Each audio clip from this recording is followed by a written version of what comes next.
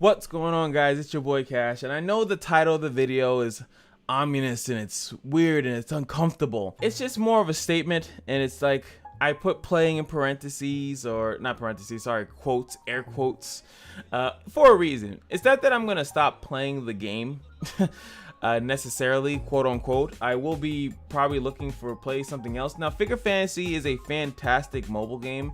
I think for the idle, especially my first idle game, I think that it is super fun, and I'm like, oh, this is a really cool, fun game.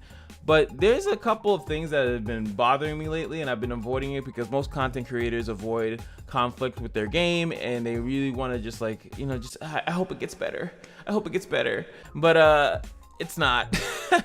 And with other juggernauts coming out in the recent future, you know, the game distracted me for a good bit. But other great games coming out, like Arceus is coming out in like 4 days. We have a couple other games coming out. In this game, I was hoping that it can distract me long enough or hold a candle, but it really isn't. And I'm going to explain why. I'm not going to just say that, you know, I feel like I'm not playing it anymore. Now, obviously, there comes a point when you're playing a mobile game and you're just doing maintenance, right? You're just going through the motions. You're doing what the game is telling you to do. And I think that that's technically okay, but it's kind of like how it's making you do that, I guess. You get to the point where you're just kind of like, the glam and the glitz are not around, the honeymoon phase is over, and what do you have left? Now, my first gripe with the game is just going to be simply because of the events. I think that the events is actually, who the hell is it? Oh no, that's the other chick. I'm an idiot. Is the events. The events are one of the biggest things, in my opinion, that shows how much I think effort is put into the game, how much actual thing, like when they're asking you for $20 almost a month and things of that nature, like what are you getting out of it, in my personal opinion? So I think that so far the actual efforts of the events have not been that good. Now, what am I talking about? Obviously, I'm talking about the rotating bingo board and this dice game that they keep putting out. And every time it keeps rotating, they put out new packs, new. They kind of like trying to direct you towards it. And in my opinion, this is not. I think that it's. Of course, I know most of it's cash grabby, right? Of course, but it's just like, it just seems as though it is just very lazy to me to keep having the same one. I think that even though it is a basic that you go do something, right? The bingo board and both of them are like, you go do something, you play into the event, you get a currency or you get something that you can actually mess around with, and then you take that stuff and then you get resources out of it by putting it into a shop or something like that. The shop is more like the other one, the bingo board, and then this one is more like you just get as many dice as you possibly can, and then you just kind of, you know, go around. But it's weird to me that like I can't even get past the first round. Remember that, like the last time I couldn't. I think I got like one round. If you guys don't, like one round, which is getting up to 50, was like so ridiculously hard. And then like the two, I think these were in the hundreds. I think if I'm not mistaken, it was in the 100. That's why I couldn't break it.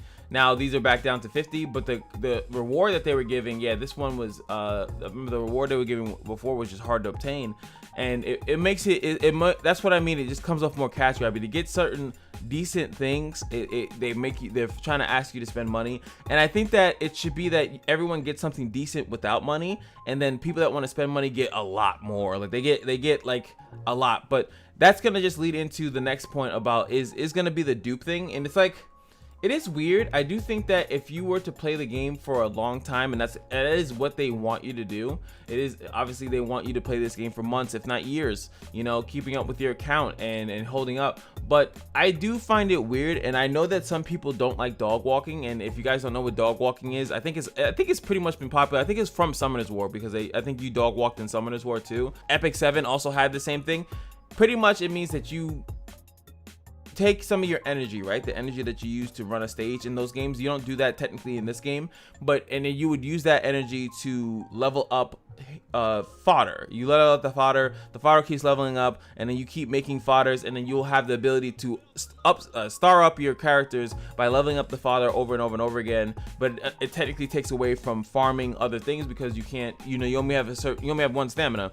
So you have your grind stamina, level up character stamina, and then if you need to do like runes or anything like that, it kind of cuts into that. So that's why you see a couple of the newer games that they don't do that. They have it like this one, you have some of your stamina that can go towards gear farming, but you can you get it back so quickly, it doesn't really matter. But then what happens when you need to upgrade and level up your units? Now they have obviously the ability to, I'm just gonna go here, you know, they have the, oh wait, wrong button. They have the upgrade feature, you know, once you get resources from the idle mechanic, you get the resources, but then eventually you get caught with what's happening here is that now I need to get this guy to his next star level, try to upgrade, not the stamps, you know, that's a resource, but I don't have the thing, you know, as you guys know, like you have to have a 3 of the brand, and then eventually you're gonna need copies of him, and it kind of slows the game down really badly. Now it's not that this feature is a bad feature, I just think that in this game it's just either implemented badly or it's implemented in a way that it just seems like and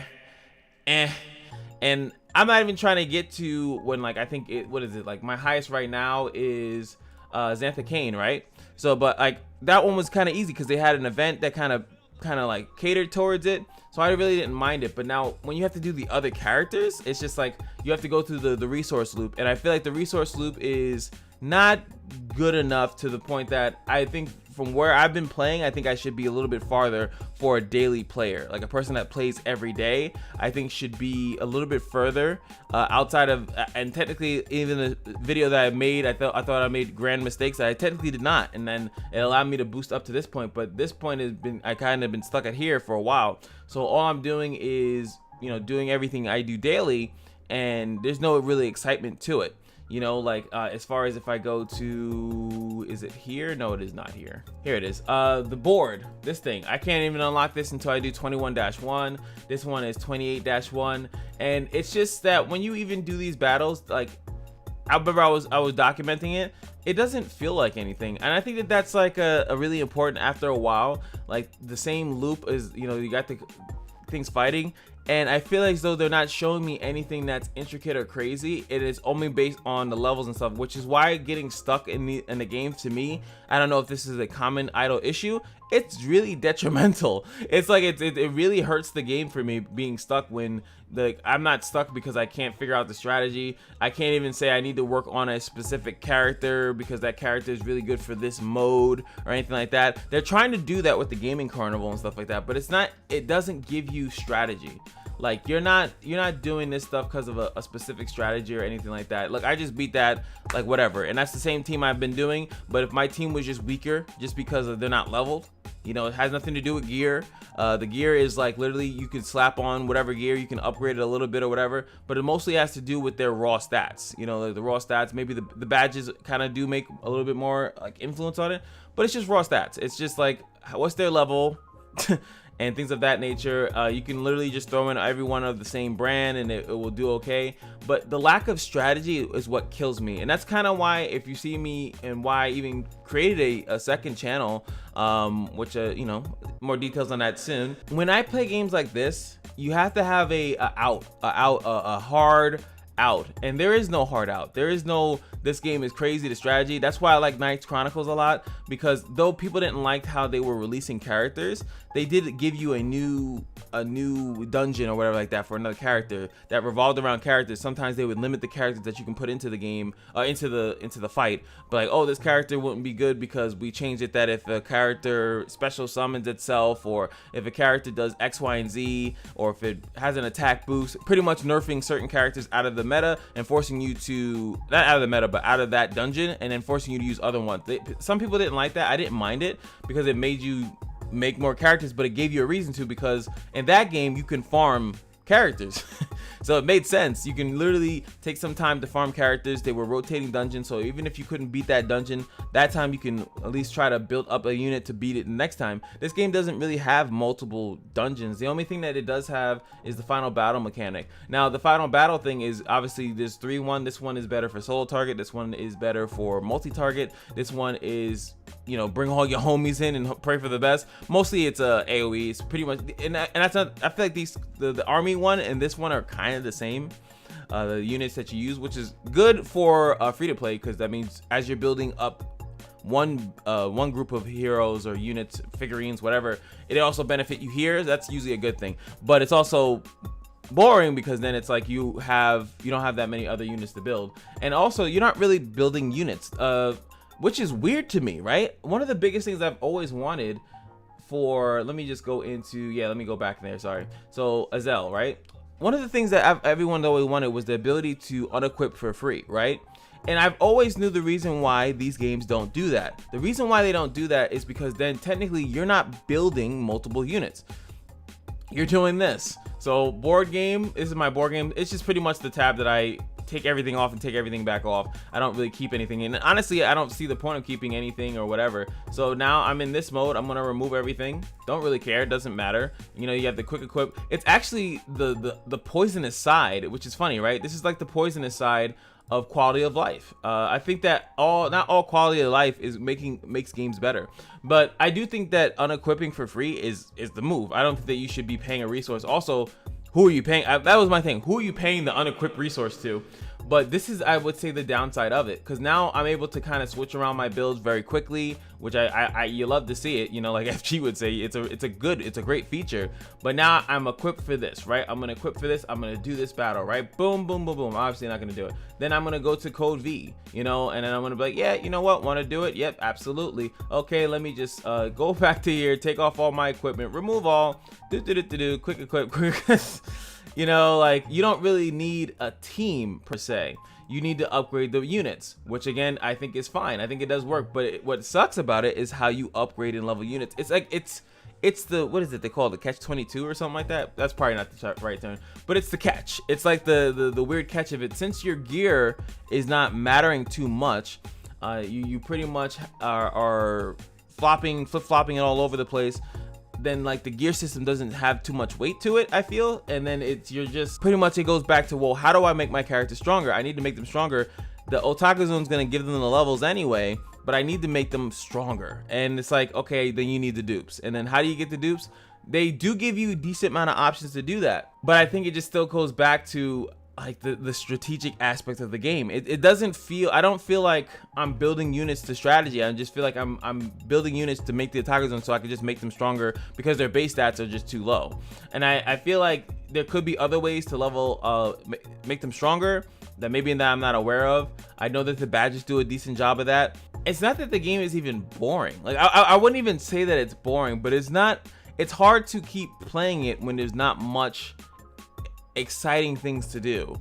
I feel like it really is cool when you have the base stuff, and I feel like this is going to be a big MFO when it comes down to having only one like type of way of playing the game, and everything is pretty much in this same, you know, format. Everything is this, you know, like no matter what different thing you have is this. And I feel like this is what I might be contended on, because I feel like some people like it when it's just this. They don't like when the game does multiple different iterations. They don't like if I take Megan and the Let's Red, and then Let's Red has like some type of, you know, since they're all people supposedly with guns or whatever like that, you know, let's say they have like a shooting game that's in there. People don't like that, but sometimes I do think it's good to break up the monotonous feel of it, give you different ways to like kind of play the game. Like obviously I don't want them to put a shooter version of this, but maybe there is something like slightly different that allows you to, you know, have something else to do. I do like when games attempt to do it. I think, and the reason why they do it is because I think most of them fail at it, to be completely honest, but I do like when there's other options besides just the standard, whatever the standard game is. So this is the standard game. It's the 9x9 with 3x3 versus their 3x3. Azel is one of the coolest things that they have in the game. It's having all your monsters there and you keep summoning stuff. It's a wave feature. That's even slightly different, you know, like it's a little slight differential, but I think that they could even do a little bit more with that, like actually maybe having like the clean figurines, like maybe you actually have to like do a clean, I don't know. I'm just saying, I'm running out of patience for the game, so I might still try to cover it, but at the same time, it doesn't. The honeymoon phase was over a while ago, but I still think the game was in a good state when the honeymoon phase is over. But the whole, I think the duping and everything else is it's just getting tiring. It's just like, it's hard for me to put time into this game when I know some other games exist, and I think that's why these type of games really falter. And I'm not saying, I think this is the idle game. The reason why this idle game is faltering, like I'm still excited for Reverse 1999. I still want to play this other tower defense game.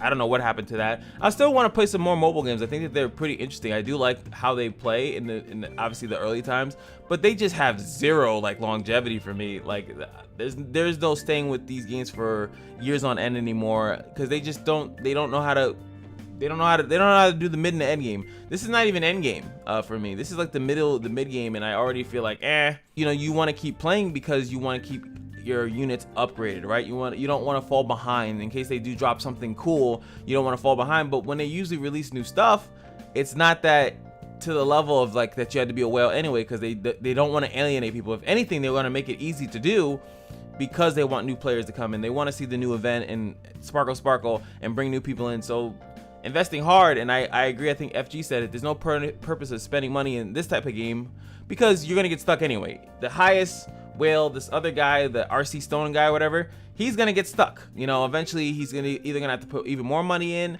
to be number one of one. I don't know, like keep progressing his account or whatever. But for most of us down here in the gallows, in the gallows, we're not gonna be making crazy progress like that. And then again, we're just keeping our account relevant in case that they drop something cool. And that's what, again, everything I'm saying comes full circle. That's why the event sucks. When I keep seeing the same event being recycled, it just seems like, oh man, it's like they're not doing anything cool. I'm not even a person that's like, put a collab in. I don't need a collab. I don't need a collab. I just need cool shit to do.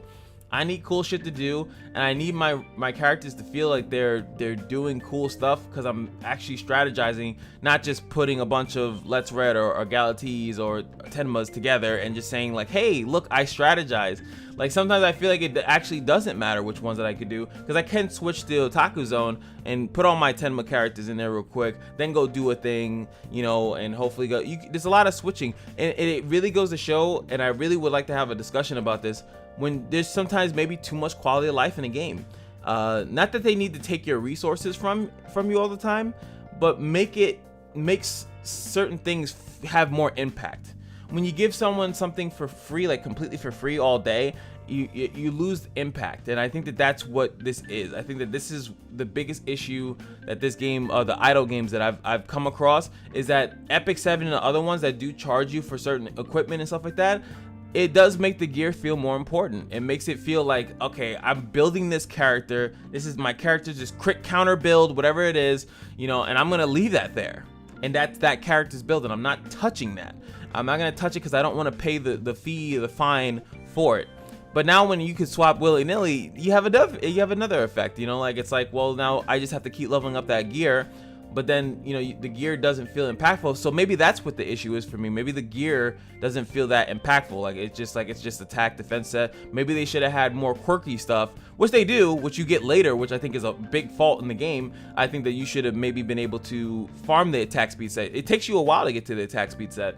Or I think there's energy sets. I think that there are other Will Quill ones. I think that should have been the thing. So it would have made your character feel more customized. Right now, even with the quick thing or when I precision equip, there's not much thought process behind that. They do have some cooler ones, like the more shield or more health when you do stuff like that. Like that's what I feel like there should have been more of that. I know that a lot of these games play it safe with the attack, defense, HP.